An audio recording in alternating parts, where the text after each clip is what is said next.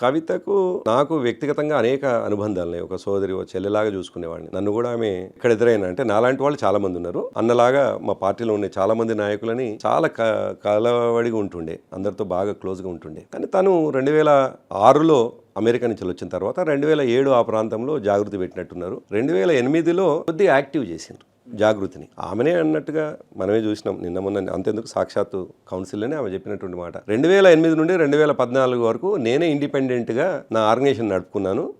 నా ఎదుగుదల చూసి, అది నిజమా కదా ఒక పక్కకి ఇచ్చి పెడితే, ఆమె అన్నటువంటి మాట నేను గుర్తు చేస్తా ఉన్నాను. నా ఎదుగుదల చూసి కేసీఆర్ గారు 2014 పిలిచి నాకు టికెట్ ఇచ్చిండు అని అన్నారు. సో ఆమె మాతో లేదు అన్నట్టే కదా. 2008 నుండి 2014 వరకు మీతో లేను అని ఆమెనే చెప్పింది కదా. సరే, ఉందా లేదా అనేటువంటిదేమో మీలాంటి వాళ్ళు నిర్ణయించాలి. ఎందుకంటే కేసీఆర్ గారు కూతురుగా గుర్తింపు పొంది జాగృతి అనేటువంటి సంస్థను పెడితే కేసీఆర్ గారు కూతురు పెట్టారు కాబట్టి ఆమెకు ఆ క్రెడిట్స్ వచ్చినాయి. దాంతోపాటు ఆమెతో ప్రయాణం చేసినటువంటి వాళ్ళు చాలామంది ఉన్నారు.